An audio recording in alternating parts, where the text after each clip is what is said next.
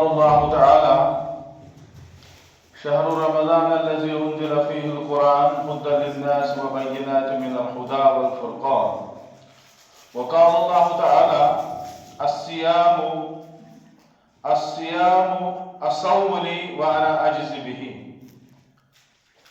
الصوم لي وأنا أجزى به. صدق الله العلي العظيم وصدق رسول النبي الكريم ونحن على ذلك من الشاهدين والشاكرين والحمد لله رب العالمين.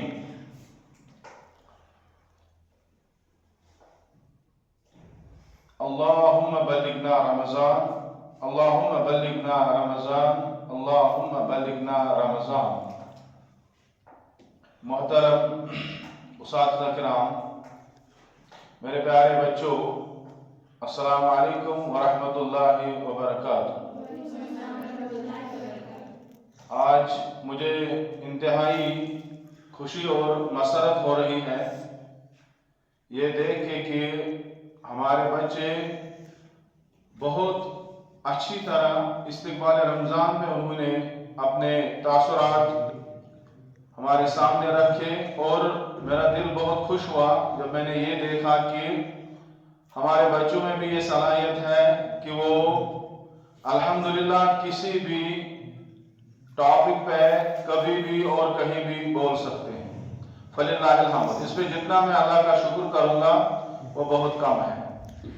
آپ سبھی بچوں کو یہ پتہ ہی ہوگا کہ ہم آج تکشیلہ کلگام استقبال رمضان کے حوالے سے یہ پروگرام جو منعقد ہوا تھا اور فی الحال جاری و ساری ہے، مجھے بھی اس میں موقع ملا کہ میں آپ کے سامنے کچھ گزارشات رکھوں اور وہی باتیں آپ کے سامنے رکھوں جو اللہ اور رسول سے ثابت ہیں.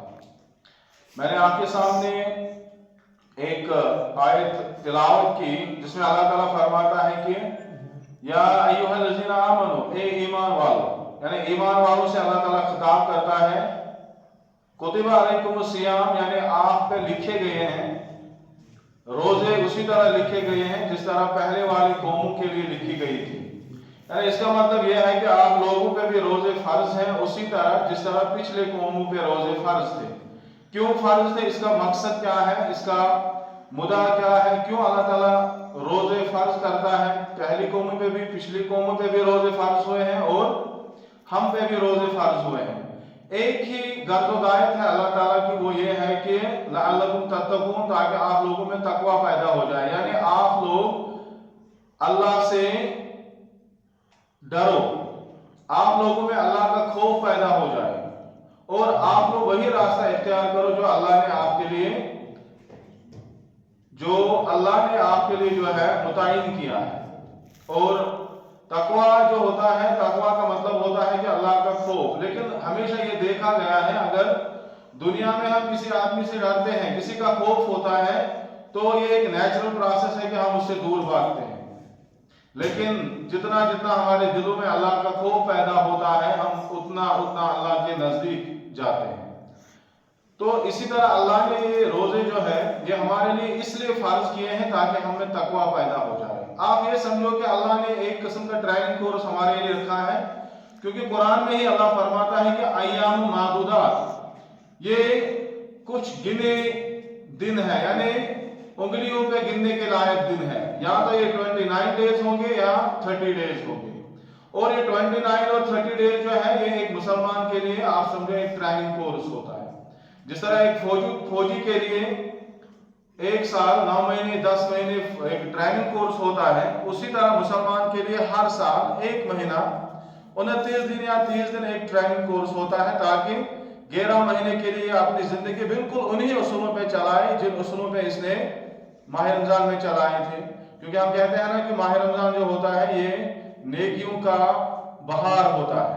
اب کیونکہ 3-4 دن کے بعد ایک موسم بہار آنے والا ہے نیکیوں کے حوالے سے، ہماری مسجدیں بھی پر ہوں گی، ہر کوئی الحمدللہ نیکی کرے گا. اور یہاں پہ مجھے ایک بات یاد آئی کہ ایک عالم دین فرماتے ہیں، وہ کہتے ہیں کہ اگر آپ کو ایک कौम का देखना है कि उनमें ईमान बाकी है या नहीं है। जिस तरह हम देखते हैं कि अगर कोई सकते का मरीज होता है, यानी कोई मरीज जो होता है ना, जो बेहोश होता है, अगर आप देखोगे कि क्या इसमें जान बाकी है, तो आप क्या करते हो, आप उसके नाक के सामने आईना रखते हो। तो अगर उसमें थोड़ा भाप आ जाए तो हमें ये पता चलता है कि ये मरीज जो है ये अभी जिंदा है, ये अभी मारा नहीं है। इस तरह अगर आपको चेक करना है कि क्या मुसलमानों में वाकई ईमान बाकी है, तो आप माह रमजान में देखो कि क्या वो मस्जिदों की तरफ जाते हैं, क्या वो नमाजें पढ़ते हैं। अगर वो माह रमजान में भी नमाज के मतलब नमाज कायम नहीं करते हैं, तो आप ये समझो कि इनके मतलब दिल में अब ईमान बाकी नहीं है। तो एक ईमान वाले की एक टेस्ट होता है ये माह रमजान। यहां पे मैं आपके सामने कुछ चीजें अर्ज करूं। माह रमजान जो है, रमज का असल मतलब होता है जलाने का। रमजान जो है, रमजान एक्चुअली निकला है एक वर्ड से जिसका मतलब है रमज। रमज का मतलब होता है जलाना।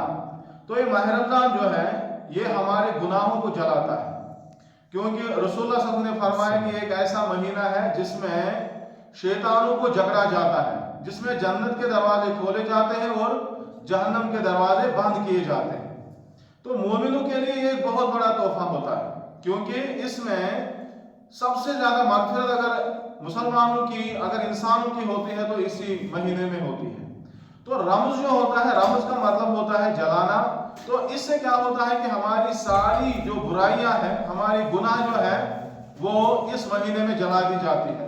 क्योंकि जो इस महीने में एक नेकी करता है उसको 70 नेकियों का अजर मिलता है। बल्कि अल्लाह ताला फरमाता है कि ये जो सियाम है, यानी जो रोजे हैं, अस्सौमुली वाना अज्ज़ी बिही, यानी रोजे मेरे लिए हैं और इनका अजर मैं खुद हूं। यानी आप ये इमेजिन करो, जिस चीज का अल्लाह ताला खुद फरमाता है कि इसका अजर मैं खुद हूं, आप समझो कि उसकी फजीलत कितनी होगी। या इसी तरह फरमाता है कि अस्सौमुली वाना उज्ज़ा बिही, यानी ये रोजे जो है मेरे लिए है और मुझ पे ये फर्ज है कि मैं, ये मुझ ही पे डिपेंड है कि मैं कितना इसका अजर दे दूंगा। यानी अल्लाह ताला जितना भी चाहे इसका अजर दे सकता है। और एक ईमान वाले का सबसे बड़ा जो एक इसमें एक खूबी ये होती है कि इंसान का तकवा इसी रोजे में दिखाई देता है, क्योंकि इस इंसान और अल्लाह के दरमियान कोई चीज नहीं होती है जो उसको देखता है। अगर आप समझो कि एक बंदा वजू करता है, वजू के दौरान वो कली करता है और उसके मुंह में पानी होता है, आप देखो कि उसके पास कितना तकवा होता है कि वो ये पानी हलक से नीचे नहीं उतारता है, क्योंकि वो ये समझता है कि मुझे अल्लाह देख रहा है। तो इसलिए हमें चाहिए कि ये रोजे जो है इसमें कोई दिखावा नहीं होता है। बात सुनो मेरी, इसमें कोई दिखावा नहीं होता है। नमाज में दिखावा होता है कि लोग मुझे कहेंगे ये नमाजी है। कोई सदका देता है वो कहेगा कि लोग मुझे कहेगा कि ये बहुत सखी है। लेकिन जहां तक माह रमजान का ताल्लुक है, इसमें कोई दिखावा नहीं होता है, क्योंकि इंसान वजू करने जाता है, बाथरूम में चला जाता है या किसी जगह वजू करने के लिए चला जाता है, अगर उसके दिल में खुदा का खौफ ना हो तो वो वहीं से पानी पी सकता है। लेकिन जो बंदा वहां पे भी एहतियात करता है कि मुझे अल्लाह देख रहा है, मेरे हलक के नीचे से, मेरे हलक से पानी नहीं उतरना चाहिए, तो आप देखो कि ये कितना बड़ा तकवाशार और कितना ज्यादा खुदा से डरने वाला होता है। तो इसलिए अल्लाह ताला फरमाता है कि ये रोजे मेरे लिए हैं और मैं इसका अजर खुद हूं। यानी अल्लाह ताला बहुत ज्यादा बढ़ा के इसका अजर देगा। और अगर मैं आपको बताऊं कि ये, क्योंकि हम ज्यादातर जो है लॉजिक वाली बात सुनते हैं, पढ़े लिखे तबके हैं, अगर हम बाहर जाएंगे हम किसी को कहेंगे कि आपको दिन भर फाका रहना है, मतलब फ्रॉम डाउन टू डस्क आपको फाका रहना है, रोजा से रहना है, तो वो हमें लॉजिक कहेगा कि आप लॉजिक मुझे दे दो कि इससे क्या हम इसका मेडिकल बेनिफिट क्या है। अगर आप देखोगे कि लुकमान अलैहिस्सलाम एक बहुत बड़े जो है हकीम गुजरे हैं, बुजुर्ग गुजरे हैं, जिसकी जिक्र कुरान में भी है, और एक सूरा है सूरह लुकमान के हवाले से। वो कहता है कि इंसान के डाइजेस्टिव सिस्टम में, आपने भी पढ़ा होगा, डाइजेस्टिव सिस्टम जो है उसमें सबसे ज्यादा एंगेज अगर कोई चीज होती है तो वो इंसान की लिवर होती है। यानी वो कहता है कि अगर इंसान के लिवर में जुबान होती तो ये चीख चीख कर इंसान को बोलता कि अभी आप मत खाओ, अभी थोड़ी देर रुको, ज्यादा खाना मत खाओ क्योंकि मुझे ज्यादा काम करना पड़ता है, मैं थक गया हूं। और इसके लिए सबसे बड़ा जो मेडिसिन है वो फास्टिंग है। यानी फास्टिंग में क्या होता है कि इस लिवर को बहुत ज्यादा रिलीफ मिलता है, आराम मिलता है। और आप देखोगे इस मतलब आजकल के जमाने में अगर आप देखोगे 3 में से 1-2 बंदे ऐसे होते हैं जिनका फैटी लिवर होता है, और उस फैटी लिवर की वजह से फिर बहुत ज्यादा प्रॉब्लम्स होती हैं, डाइजेस्टिव सिस्टम बेकार हो जाता है। और अगर हम देखेंगे इस फैटी लिवर का कोई मेडिसिन भी नहीं है, सोका का अगर आप देखोगे होम्योपैथी में कोई मेडिसिन ही नहीं है। मेडिसिन क्या है? फास्टिंग इसका सबसे बड़ा मेडिसिन है। तो फास्टिंग से जो होता है कि हमारा डाइजेस्टिव सिस्टम जो होता है वो बिल्कुल अपने असल हालत में आ जाता है, और जो भी अनवांटेड फैट होता है हमारी बॉडी में, चाहे कोलेस्ट्रॉल हो, बाकी चीजें होती है, वो फास्टिंग से खत्म हो जाती है। और आजकल अगर आप देखोगे बड़े बड़े डॉक्टर्स भी एडवाइस करते हैं कि आपको इंटरमिटेंट फास्टिंग करनी होती है, यानी कुछ देर आपको फास्टिंग करनी है, उसके बाद आप खाओ। आप देखो कि माह रमजान अल्लाह ने कितनी बड़ी ब्लेसिंग रखी है अल्लाह ने हमारे लिए। और मैंने अभी भी कहा था कि ये मुसलमानों के लिए एक ट्रेनिंग कोर्स होता है। असल में अगर आप देखोगे ये जो सियाम जो होता है ना, अरब में ये रिवाज था कि वहां पे घोड़ों को रोजेदार रखा जाता था, यानी ये एक कल्चर था वहां पे। जो अरब के लोग थे वो घोड़ों को लड़ाई या जंग में इस्तेमाल करते थे। उनको ट्रेन करने के लिए वो क्या करते थे कि वो उनको दिन भर धूप में रखते थे और बिल्कुल कोई खाना पीना नहीं देते थे।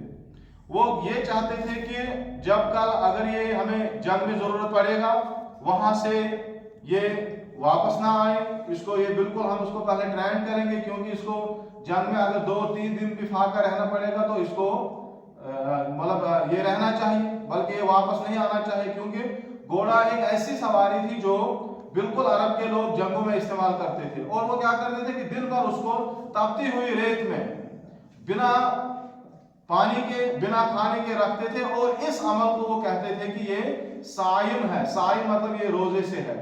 और इसी अमल को अल्लाह ने पसंद करके उसने सियाम का लफ्ज मतलब इस्तेमाल किया है, क्योंकि अरबों में ये चीज आम थी। और उनको कहा कि बिल्कुल जिस तरह आप इस घोड़े को ट्रेन करते हो एक खास काम के लिए, एक खास मिशन के लिए, उसी तरह आपके लिए भी रोजे हैं जो आपको एक खास मिशन और एक खास काम के लिए तैयार कर रहे हैं।